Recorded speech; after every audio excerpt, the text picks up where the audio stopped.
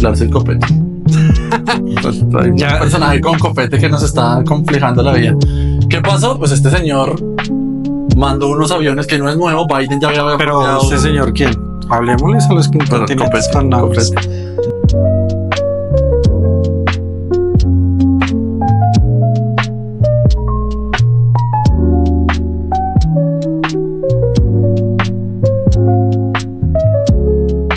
Bienvenidos a Incontinencia Política, donde todo se contiene excepto ¡la lengua! ¡Volvimos! ¡Vamos! Don Sergito, ¿cómo anda?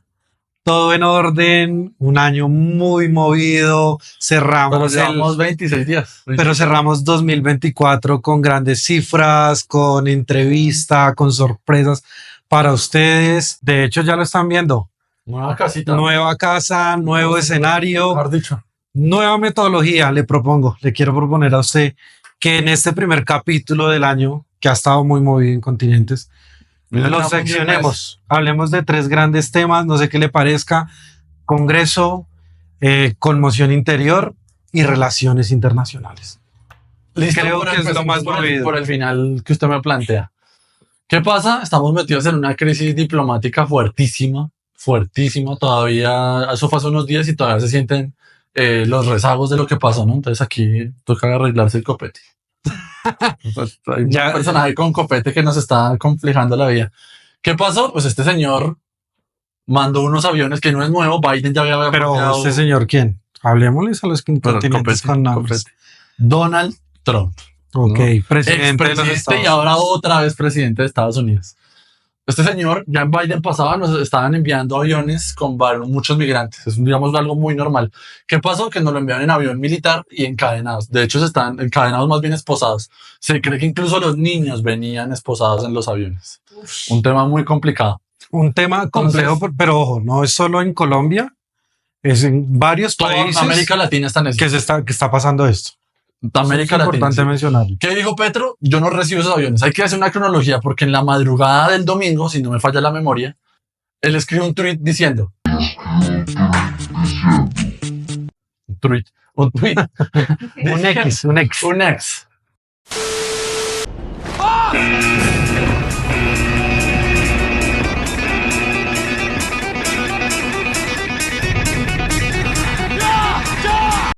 Diciendo, a las 10 de la mañana llega el primer avión con migrantes, recibámoslos con rosas.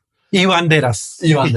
Borró ese tweet y después dijo, di la orden de no recibir los aviones. Y ahí se armó la pelotera porque Trump dijo, no me llegan los aviones, entonces le pongo tarifas. ¿Qué son las tarifas? Básicamente que todas las cosas que entren por el concepto de exportación de Colombia hacia Estados Unidos tienen un aumento en el precio y eso no los hace competitivos frente al resto. Se habló de 25-50% en eso. Y ahí se armó una hecatombe. Parece que hablaron con Álvaro Uribe. Laura Sarabia, pobrecita, no había entregado la cédula al 150 ni había hecho los estudios de seguridad para ser la nueva canciller. Ahí yo creo que hay que mencionar, y es algo fundamental, y es algo que en relaciones internacionales se llama el Respice Polum, el Respice Similia, y es cómo Colombia siempre ha tenido una dependencia de la economía estadounidense. Todos nuestros gobiernos, toda nuestra economía siempre ha funcionado con un Respice Polum, que es mirar hacia el norte. Estados Unidos es nuestro principal socio comercial, nos guste o no, nos caigan bien, pues que yo no sé, no interesa, o sea, es nuestro principal socio comercial. Y ahí lo fundamental es, más allá del tema humanitario, que claramente es algo que se tiene que salvaguardar, sí, cómo yo cuido la economía de mi país cuando dependo de alguien allá, y no me puedo poner a buscar pelea cuando puedo ser el más perjudicado. A darnos trompazos. Peter Parker. Puedo salir muy perjudicado. De hecho, la Cámara AmCham salió a decir, los más afectados van a ser los contratos de exportaciones en Colombia. Nosotros, los colombianos, somos los que vamos a llevar del bulto más que Estados Unidos. Hay que decir, digamos, más cosas de nuevo. Estados Unidos es nuestro principal socio comercial, no solo desde el punto de vista, como digo, comercial, sino también militar. Los temas militares, los temas, uno no lo cree, pero usted el día a día está utilizando cosas gringas. Entonces ese aumento, esa amenaza, yo creo que se asustó. Hay de hecho chismes al respecto, ¿no? Parece que Murillo se enfadó con Petro por lo que hizo y adelantó la posesión de Laura Sarabia 2 días antes de lo que estaba planeado. Chisme, yo no sé, no, toco madera, porque no tenía. Y chismes de política. Y yo creo que eso marca también, creo que el presidente se salió un poquito del guión, se salió un poquito de lo que se debe hacer diplomáticamente y eso llevó a la crisis tan compleja en la que estamos. Hay que decir otra cosa, hay una crisis que no estamos viendo y es Estados Unidos ya congeló todo el dinero de cooperación. Esto no quiere decir que no haya cooperación en el futuro. Lo van a revisar. Lo van a repensar. Pero eso implica que todos los trabajos en materia de cooperación, muchísimos proyectos están quietos. Hay gente que está sin trabajo en este momento porque no hay plata de cooperación. Y eso no se está reportando en ningún medio, solo aquí, en Incontinencia Política. Entonces, grandes conclusiones que pueden suscitar de esto es la relación comercial se puede ver afectada para mal a la economía colombiana, lo cual tenemos que revisar como Estado, cómo manejo esas relaciones diplomáticas, ese canal de comunicación con Estados Unidos. Otro tema, las buenas, nos guste o no. otro tema que no sé si ya se solucionó y es cómo se cerraron las puertas, por decirlo de alguna manera, en la embajada estadounidense, que no están dando citas. Sí, a hoy no están dando citas, se están cancelando día a día, hasta ahora no. Parece que ya se va a reanudar pronto. Pero entonces eso también es algo importante a revisar por cómo digamos, ese intercambio económico, comercial, como lo queramos ver, de colombianos hacia Estados Unidos se puede ver afectado. Y muchas empresas también se pueden ver afectadas.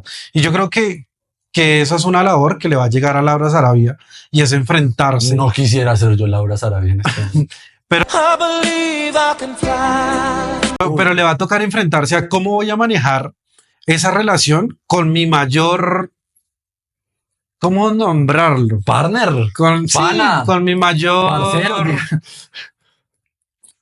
Socio. Aliado comercial. Es que 10 palabras con una. No, es que no quería para que suene mal, sino ese aliado comercial, ¿cómo lo voy a cuidar cuando el discurso del presidente puede ir por otro lado? Entonces, eso es un tema puntual que yo creo que en los próximos meses va a estar ahí en la agenda pública. Cerrando ese tema, yo creo que para nuestros incontinentes es clave. Trump llegó a hacer un movimiento telúrico en las relaciones internacionales, no solo con Colombia.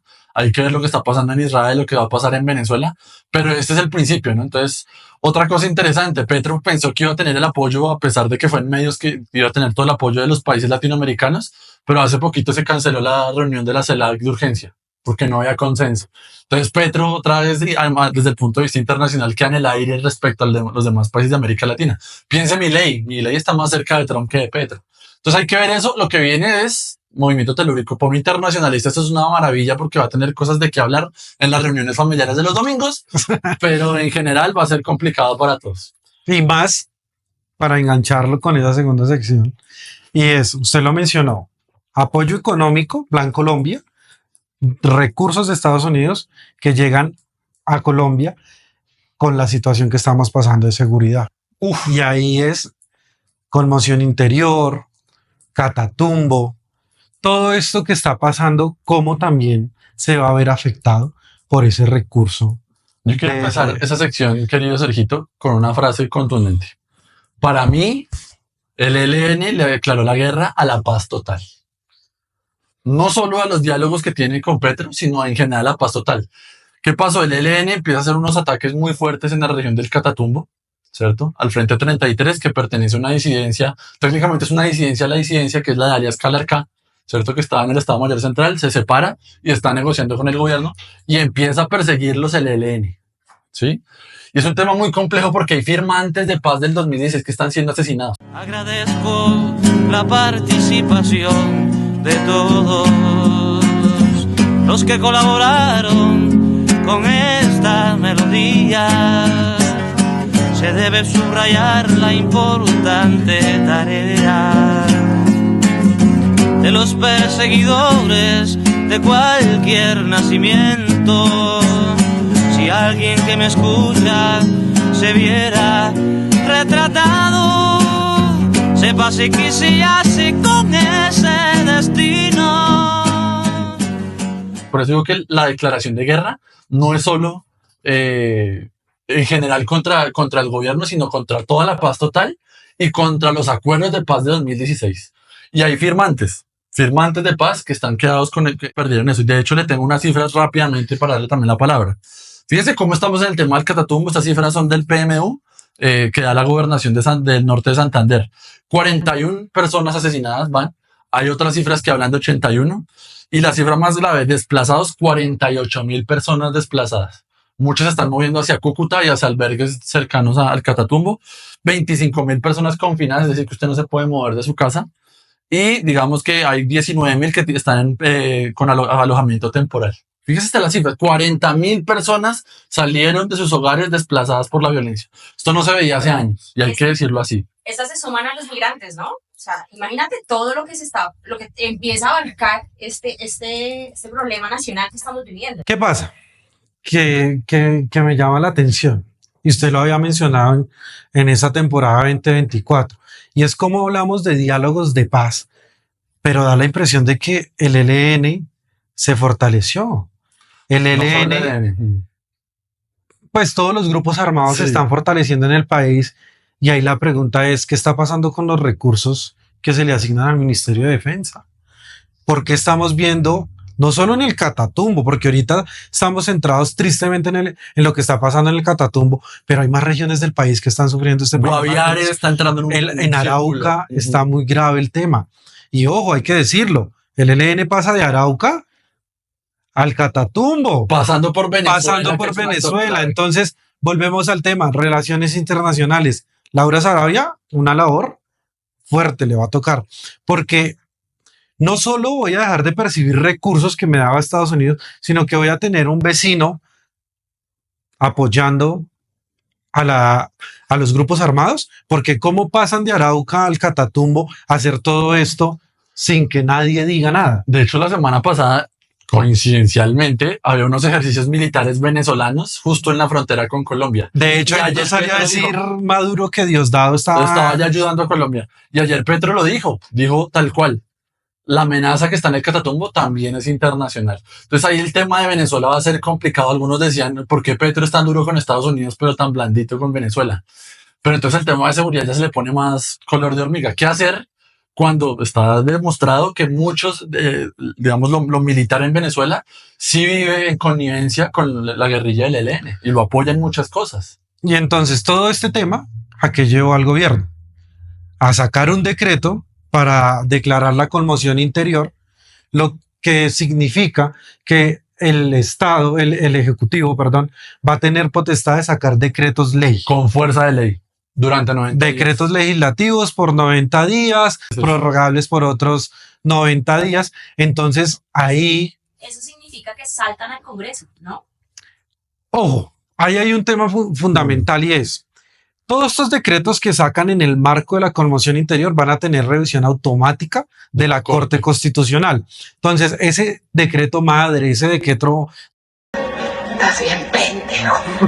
Bien pendejo. Decreto marco que declara la conmoción interior, creería yo que ya está siendo revisado por la Corte Constitucional o en proceso, lo cual va a determinar el camino a seguir, porque puede que la Corte lo declare inconstitucional y se cae todo. Política, no la jugamos. Para mí se cae, para usted. Para muchos expertos he leído, no está bien encaminada esa declaratoria de conmoción interior y es muy posible que se declare inconstitucional.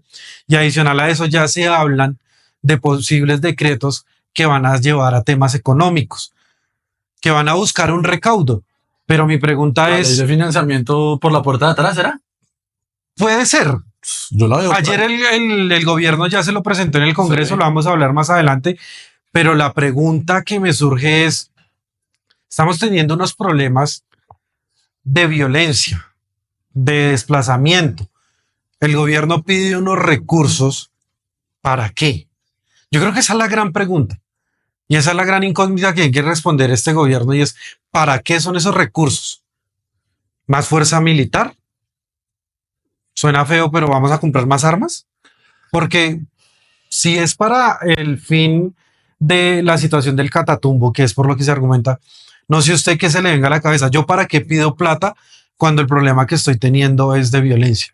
Claro, lo que pasa es que en el fondo, esto lo saben mejor los abogados, aquí somos politólogos, pero aceptamos. Ojo, los porque abogados. también hay abogados en nuestro equipo. Politólogos. Kevin, lo que pasa es que cuando usted declara la conmoción interior es que es aceptar que el Estado en este momento, o al menos el gobierno, no tiene las capacidades para atacar una situación sobreviniente. Es decir, pasa mucho, por ejemplo, con desastres naturales. ¿Tiene el dato de cuándo fue el último decreto de Fue, conmoción interior? si no falla la memoria, al gobierno Uribe y se cayó. Pues lo cayeron, la Corte Constitucional lo tumbó. Entonces, la pregunta es, ¿será que el gobierno no vio venir este desastre?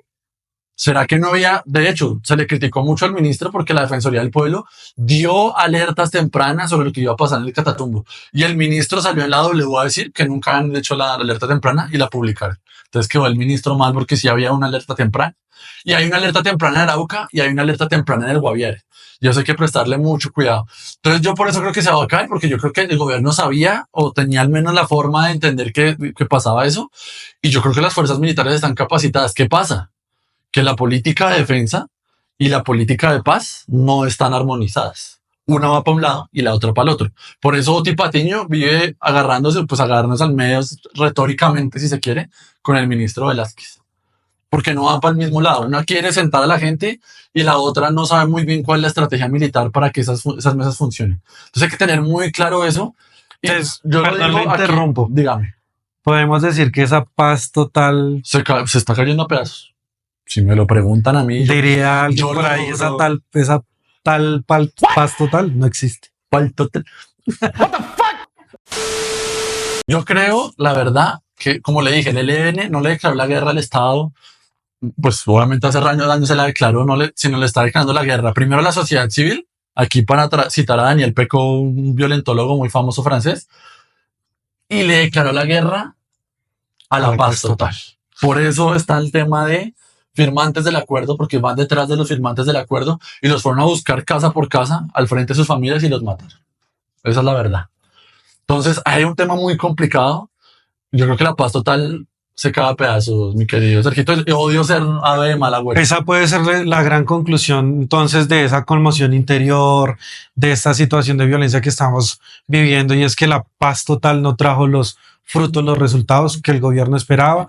Se fortalecieron los grupos armados, hubo aumento, porque hay cifras, hubo aumento en los cultivos de coca en estas regiones, los índices, usted ya dio ahí las cifras de lo que estamos viviendo en el Catatumbo. Entonces creo que son temas que hay que empezar a revisar, y esto lo quiero conectar con nuestro siguiente tema, y es cómo el tema de las relaciones internacionales, ese manejo de las relaciones internacionales, cómo el tema de la violencia, la seguridad van a ser temas trascendentales de la campaña electoral. Y acá metámonos al mundo político. ¿Qué dijimos ahorita? En el Congreso el gobierno fue a hacer esa justificación que por ley lo debe hacer, de presentarles el decreto de conmoción interior, para qué lo querían. Habló Mininterior, habló Mindefensa, habló Minhacienda, y presentaron a grandes rasgos Sí. qué es lo que quieren y qué es lo que posiblemente se viene, y en los próximos días estarán saliendo esos nuevos decretos. Pero esos temas, ¿cómo se ven en el Congreso? ¿Cómo vamos a ver esos cambios ministeriales que ya pasaron Hay incontinentes? algunos, faltan otros, ¿no? Faltan Parece que otros. Faltan otros. Por ahí vi que Cristo estaba trabajando para volver a traer partidos. Se lo decimos acá. En mayo es muy probable que sale el Mininterior.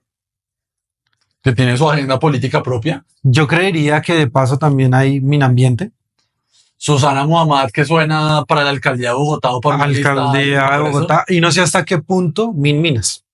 También suena para liderar la lista del Congreso. Entonces, Histórico. todavía faltan cambios en el ministeriales, pero ya empezamos a ver cómo esa agenda que estamos viendo pública en este momento está trayendo cambios.